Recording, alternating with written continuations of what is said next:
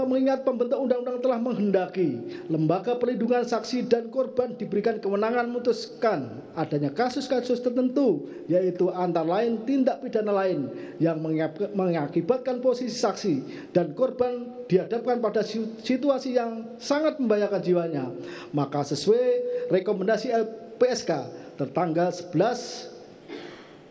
Januari 2023 kepada terdakwa Richard Eliezer, tindak pidana yang dihadapi terdakwa dapat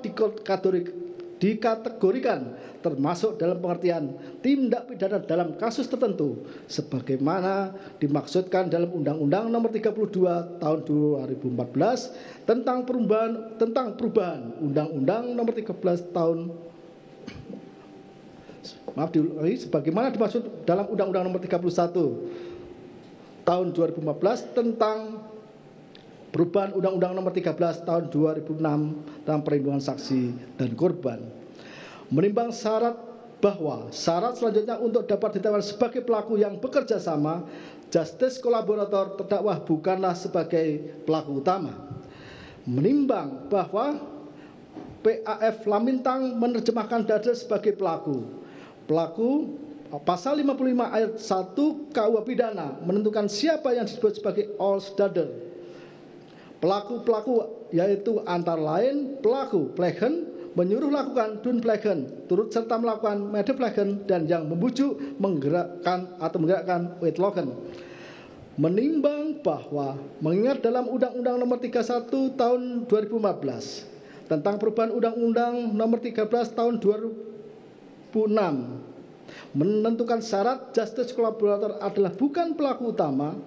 sedangkan dalam KUHP sendiri istilah pelaku utama dalam ajaran penyertaan deal naming tidak dikenal dan hanya menyebutkan siapa yang termasuk sebagai pelaku atau dader. Oleh karenanya siapa yang dimaksudkan sebagai pelaku utama diserahkan kepada praktek peradilan.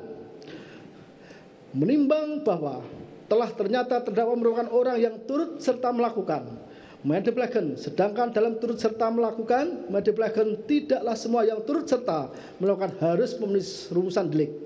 Saksi Freddy Sambo, saksi Kuatmaruf, saksi Riki Rizal, saksi Putri Candrawati serta terdakwa mempunyai peranan masing-masing dengan kehendak tujuan yang sama, yaitu hilangnya nyawa korban Yosua. Bekerja layaknya sistem tanpa adanya peran salah satu saksi tidak dapat berjalan. Dalam hal ini terdakwa mempunyai peranan sebagai orang yang menembak korban Yosua, sedangkan saksi Freddy Sambo pencetus ide, aktor intelektual, perancang sekaligus juga yang telah menembak korban Yosua, serta telah melibatkan para saksi lain termasuk terdakwa, sehingga saksi Freddy Sambo dipandang sebagai pelaku utama, sedangkan meskipun terdakwa benar sebagai orang yang melakukan penembakan terhadap Yosua termasuk pelaku tetapi bukan pelaku utama. Menimbang bahwa sebagaimana telah ternyata dalam perkara hilangnya nyawa korban Yosua merupakan perkara sedemikian rupa sehingga dapat diketahui banyaknya barang bukti yang tidak ditemukan, dirusak, dihilangkan, diganti, ditambah, bahkan telah menyeret pihak-pihak yang terlibat mengaburkan, merekayasa, menyesatkan sehingga banyak yang dihadapkan pada sidang kode etik serta telah diberi sanksi dari instansi kepolisian, bahkan beberapa di antaranya dipecat serta dihadapkan di muka persidangan. Menimbang bahwa fakta persidangan telah menunjukkan terdakwa Richard Eliezer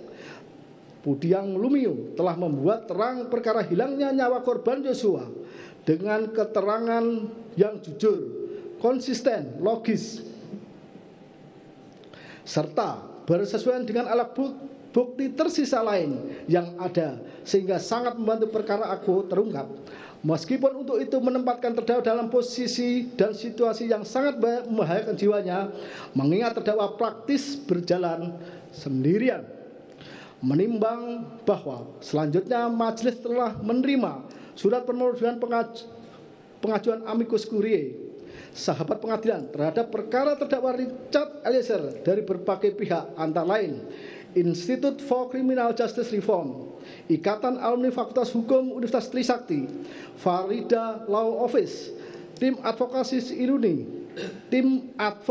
Iluni, FHAJ, terakhir dari Aliansi Akademi Indonesia yang pada pokoknya menyatakan kejujuran dan keberanian merupakan kunci keadilan bagi semua. Oleh karenanya, mohon agar kejujuran terdakwa Richard Eliezer mendapat penghargaan sebagaimana mestinya. Menimbang bahwa sesuai dengan pasal 5 ayat 1 Undang-Undang Nomor